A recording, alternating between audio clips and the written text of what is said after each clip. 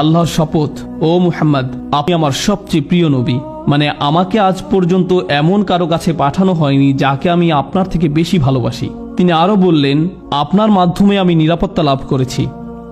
আমি আমার ভাগ্য নিয়ে চিন্তায় থাকতাম যতক্ষণ না আপনার নিকট এই আয়াত অবতীর্ণ হলো, কুওয়াতিন ইনদাদিল আরশি মাকিন, যে শক্তিশালী আরশের মালিকের নিকট মর্যাদা সম্পন্ন প্রতিষ্ঠিত।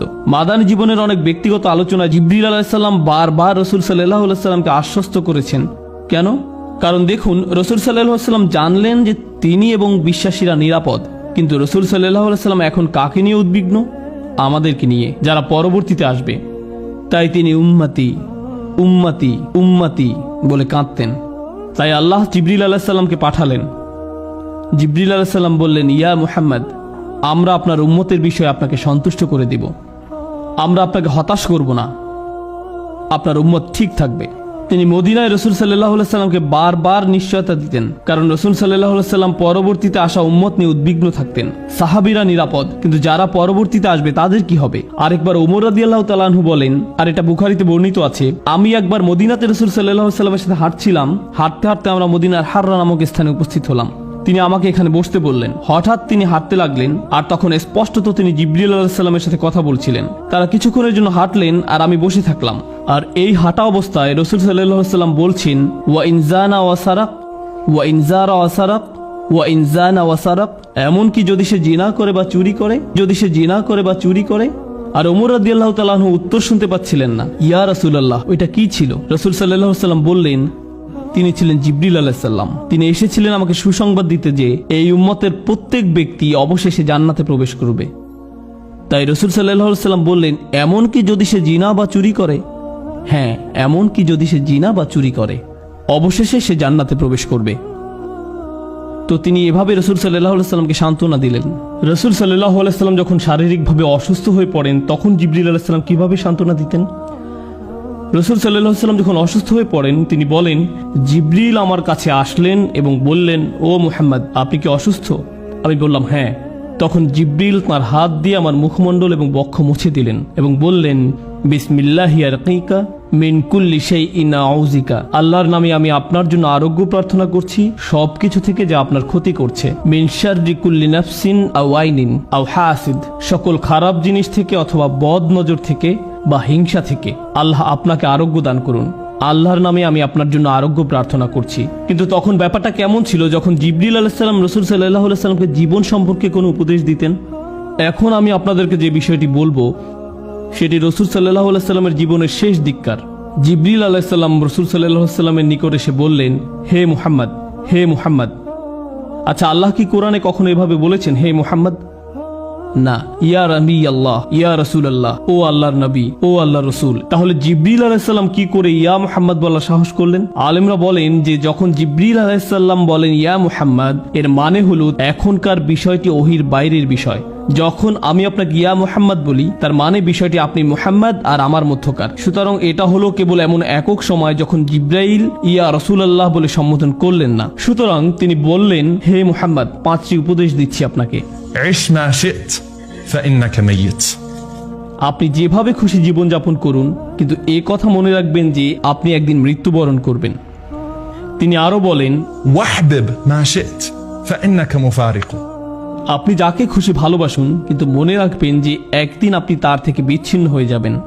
واعمل ما شئت فإنك مجزي به, 3, আপনি যা খুশি তাই করতে পারেন, কিন্তু এ কথা স্মরণ রাখবেন যে আপনার কর্ম অনুযায়ী আপনাকে প্রতিফল দেয়া হবে। মানে হলো প্রত্যেকটি বিষয় আখিরাতে আসবে, প্রত্যেকটি পুরস্কারই আখিরাতে দেয়া হবে। আপনি যা করেন তা করতে থাকুন, আর মনে রাখবেন যে এর বদলা আখিরাতে পাবেন। واعلم أن شرف المؤمن قيامه بالليل, জেনে রাখুন একজন বিশ্বাসীর জন্য সত্যিকারের আভিজাত্য রাত্রিবেলা নামাজে দাঁড়ানোর মাঝে, আর তার প্রকৃত মর্যাদা আত্মনির্ভরশীলতার মাঝে।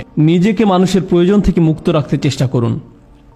আর্থিকভাবে, আবেগের দিক থেকে, মানসিকভাবে বা শারীরিকভাবেই হোক, একজন মানুষ হিসাবে আপনার সম্মান ও মর্যাদা অন্য মানুষের উপর নির্ভর না হওয়ার প্রচেষ্টার মাঝে। যে কোনো ব্যাপারেই হোক না কেন, নিজেকে মানুষের প্রয়োজন থেকে মুক্ত রাখতে চেষ্টা করুন। এরপর রাসূল সাল্লাল্লাহু আলাইহি সাল্লাম জীবনের অন্তিম সময় অনুভব করলেন।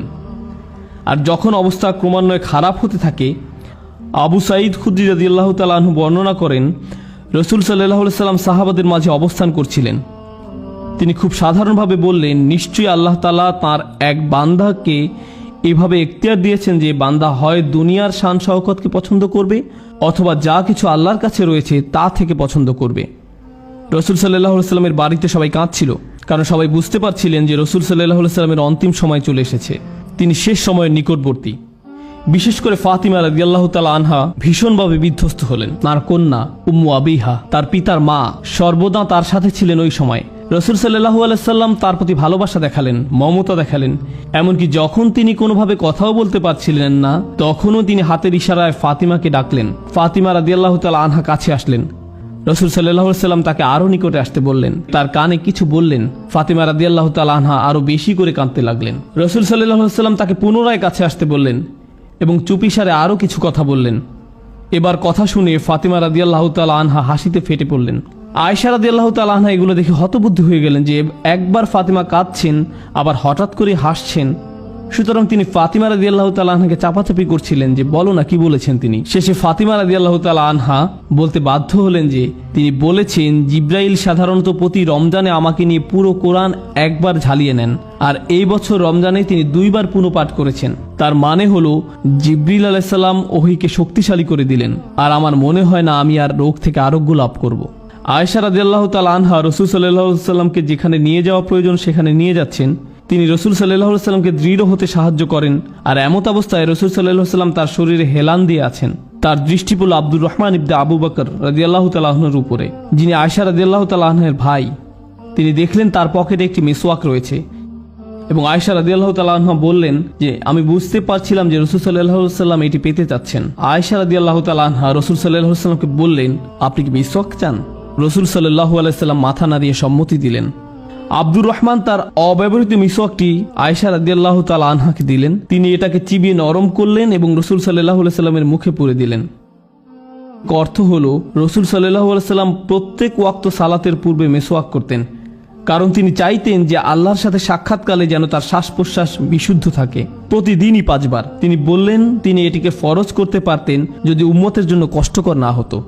তিনি আল্লাহর সাথে সাক্ষাতের পূর্বে প্রতিবারই মিসওয়াক করতেন। আয়েশা রাদিয়াল্লাহু তাআলা আনহা বলেন, যখন তিনি মিসওয়াক করা সমাপ্ত করলেন, دخل علينا جبريل তখনই জিবরিল আলাইহিস সালাম আমাদের মাঝে প্রবেশ করলেন। আয়েশা রাদিয়াল্লাহু তাআলা আনহা রাসূল সাল্লাল্লাহু আলাইহি সাল্লামের দিকে তাকালেন আর দেখতে পেলেন তাঁর চেহারা আলোয় উদ্ভাসিত হলো। জিবরিল আলাইহিস সালাম, যিনি নবীকে উপরের উপদেশগুলো দিয়েছিলেন, তিনি নবী সাল্লাল্লাহু আলাইহি সাল্লামকে বললেন, শুনুন, আমি আপনাকে একটি বিষয় পছন্দ করতে বলবো। হয়তো আপনি আপনার সাহাবীদের সাথে থাকবেন এবং সুন্দরভাবে জীবনযাপন করবেন, অথবা আপনি সর্বোচ্চ আল্লাহর সাহচর্যে থাকবেন। জিবরিল আলাইহিস সালাম যখন এই কথাটি বললেন, তখন নবী সাল্লাল্লাহু আলাইহি সাল্লাম তার উত্তরে বললেন, বালা রফিকিল আলা, আল্লাহুম্মা রফিকিল আলা। ও আল্লাহ, আমি সর্বোচ্চ বন্ধুর সাহচর্য কামনা করি। আয়েশা রাদিয়াল্লাহু তাআলা আনহা বলেন, যখন তিনি আর রফিকিল আলা বলছেন, তিনি যেন তার সমস্ত শরীরকে ছেড়ে দিচ্ছেন। الرفيق الأعلى ও আল্লাহ, আল্লাহর সাহচর্য বলতে বলতে তার হাত পড়ে গেল। রাসূল সাল্লাল্লাহু আলাইহি সাল্লাম ইন্তেকাল করলেন। যখন এই ঘটনা হলো, আয়েশা রাদিয়াল্লাহু তাআলা আনহা চিৎকার করে উঠলেন। ফাতিমা রাদিয়াল্লাহু তাআলা আনহা যখন আয়েশা রাদিয়াল্লাহু তাআলা আনহার চিৎকার শুনতে পেলেন, তিনি আকাশের দিকে তাকিয়ে বললেন, ইয়া আবাতা মান রাব্বিহি মা আদনা, হে আমার পিতা, আপনি আপনার রবের কতটা সন্নিকটে আছেন এখন। يا أبتا إلى جبريل ننعى হে আমার পিতা, আমরা জিব্রাইলের নিকট আপনার মৃত্যুর সংবাদ ঘোষণা দিচ্ছি। ইয়া আবাতা জান্নাতুল ফিরদাউসি মাওয়া, হে আমার পিতা, জান্নাতই আপনার বর্তমান ঠিকানা। এবং এ কথাটি তিনি বারবার বলতে থাকলেন, বলতেই থাকলেন। আপনি আপনার রবের কতটা নিকটে আছেন। জিব্রিলের নিকট আপনার প্রস্থানের ঘোষণা দিচ্ছি এবং জান্নাতুল ফিরদাউসি আপনার আবাস। নবী সাল্লাল্লাহু আলাইহি সাল্লাম মৃত্যুবরণ করেছেন এবং প্রত্যেকেই মৃত্যুবরণ করবে। নবী সাল্লাল্লাহু আলাইহি সাল্লাম বলছেন জিব্রিলও মৃত্যুবরণ করবে। চিন্তা করতে পারেন, জিব্রিল আলাইহিস সালামও মারা যাবেন। নবী সাল্লাল্লাহু আলাইহি সাল্লাম বলেন, সিংহায় ফুৎকার দেওয়ার পর আল্লাহ যাদের চান তারা ছাড়া আর কেউ স্থির থাকতে পারবে না, অন্য সবাই মৃত্যুবরণ করবে। আল্লাহ সুবহানাহু ওয়া তাআলা তাদেরকে তার সম্মুখে নিয়ে আসবেন, আর তারা হলেন জিব্রিল, ইসরাফিল, মিকাল ও মৃত্যুর ফেরেশতা, যারা আল্লাহর আদেশসমূহের বাস্তবায়ন করেন। আল্লাহ মৃত্যুর ফেরেশতাকে জিজ্ঞেস করবেন, আর কারা কারা বাকি আছে। মৃত্যুর ফেরেশতা বলবেন, ও আল্লাহ, আপনার সম্মানিত পবিত্র চেহারার আপনার বান্দা আমি, আপনার বান্দা জিব্রিল, আপনার বান্দা জিব্রিল, আপনার বান্দা মিকাল এবং আপনার বান্দা ইসরাফিল। আল্লাহ বলবেন, মিকালের আত্মা নিয়ে নাও। তখন মিকালের আত্মা নিয়ে নেওয়া হবে। পুনরায় বলবেন, আর কে কে বাকি আছে? তিনি বলবেন, ও আল্লাহ, আপনি, আমি, জিব্রিল এবং ইসরাফিল। আল্লাহ বলবেন, ইসরাফিলের আত্মা নিয়ে নাও। ইসরাফিলের আত্মা তার থেকে নিয়ে নেওয়া হবে। আল্লাহ আবারও বলবেন, আর কারা বাকি আছে? তিনি বলবেন, ওয়াজহুকাল বাকিল করিম, ও আল্লাহ, আপনার পবিত্র চেহারা, আপনার এই বান্দা এবং আপনার বান্দা জিব্রিল, আমরা দুই বান্দা সবশেষে বাকি রয়েছি। আল্লাহ বলবেন, জিব্রিলের আত্মা নিয়ে নাও। রসুল সাল্লাল্লাহু আলাইহি সাল্লাম বলেন, জিব্রিল তার চেহারা নিয়ে পতিত হবেন এমন অবস্থায় যে তার ডানাগুলো বিস্তৃত অবস্থায় থাকবে আর সেগুলো আল্লাহর প্রশংসা করতে থাকবে। তিনি তাসবিহরত অবস্থায় মৃত্যুবরণ করবেন। এরপর আল্লাহ বলবেন, আর কে বাকি আছে? তখন মৃত্যুর ফেরেশতা বলবে, ইয়া আল্লাহ, কেবল আপনি আর আমিই বাকি আছি। আল্লাহ মৃত্যুর ফেরেশতাকে আদেশ করবেন মৃত্যুবরণ করার জন্য, আর মৃত্যুর ফেরেশতা মারা যাবেন। আর আল্লাহ বলবেন, কুল্লু মান আলাইহা ফান, প্রত্যেক ব্যক্তি ধ্বংসপ্রাপ্ত হবে। ওয়ায়াবকা ওয়াজহু রাব্বিকা যুল জালালি ওয়াল ইকরাম, আর কেবল আপনার মহামান্বিত রবের চেহারাই বাকি থাকবে। আল্লাহ নিজেকেই তখন জিজ্ঞেস করবেন, লিমানিল মুলকুল ইয়াউম, আজকের রাজত্ব কার? আল্লাহ নিজেই প্রত্যুত্তরে বলবেন, লিল্লাহি ওয়াহিদিল কাহ্হার, কেবল অদ্বিতীয় নিয়ন্ত্রণকারী আল্লাহর। রাসূল সাল্লাল্লাহু আলাইহি সাল্লাম বলেন, যখন আখিরাতে আমরা সবাই হাজির হব, তখন সমস্ত জমিন আল্লাহর আনুগত্যের প্রশংসায় একদম সমতল হবে। তিনি বলেন, হাসরের ময়দানে প্রত্যেকেই যে জায়গায় রয়েছে সে জায়গা থেকে একটু নড়তে পারবে না। ثم أدعى أول الناس তিনি বলেন, আল্লাহর নিকট আমাকেই প্রথম আহ্বান করা হবে। অতএব আমি আল্লাহ সুবহানাহু ওয়া তাআলার নিকটে যাব, আমি সিজদায় পড়ে যাব। তিনি বলেন, অতঃপর আমি আমার মস্তক উত্তোলন করব فإذا جبريل عن يمين الرحمن এবং আকস্মিকভাবে আমি সর্বোচ্চ দয়াময় আল্লাহর ডান পাশে জিবরিলকে দেখতে পাবো। নবী সাল্লাল্লাহু আলাইহি সাল্লাম হাদিসে বলেন, والله ما رآه قبلها ইতিপূর্বে জিবরিল আলাইহিস সালাম আল্লাহ সুবহানাহু ওয়া তাআলাকে কোনো দিনই দেখেননি। নবী সাল্লাল্লাহু আলাইহি সাল্লাম জিবরিলের দিকে ইশারা করে বলবেন, হে আমার রব, إن هذا أخبرني أنك أرسلته إلي এই ব্যক্তি আমাকে বলেছিল যে আপনিই তাকে আমার নিকটে পাঠিয়েছিলেন। فيقول الله صدقت তখন আল্লাহ বলবেন, তুমি সত্য বলছো। একইভাবে জিবরিল ও নবী সাল্লাল্লাহু আলাইহি সাল্লামকে বলবেন, আপনি সত্য বলছেন। নবী সাল্লাল্লাহু আলাইহি সাল্লাম কেন প্রতিদান দিবসে এই বিষয়টি পছন্দ করলেন, কেন এটি ইচ্ছা পোষণ করলেন? কারণ হলো, প্রতিদান দিবসের দিন প্রত্যেক নবী রাসূলকে জিজ্ঞেস করা হবে যে জিবরিল কি নবুয়তের বার্তাকে ঠিকমতো পৌঁছে দিয়েছে কিনা। নবী সাল্লাল্লাহু আলাইহি সাল্লাম জিবরিলের পক্ষে সাক্ষ্য দিবেন এবং তাকে জিজ্ঞেস করার পূর্বেই তিনি নিজেই বলবেন যে উনি বলেছেন যে তাকে আপনি আমার নিকট পাঠিয়েছিলেন, তিনি তার কাজ ঠিকমতো করেছিলেন। আল্লাহ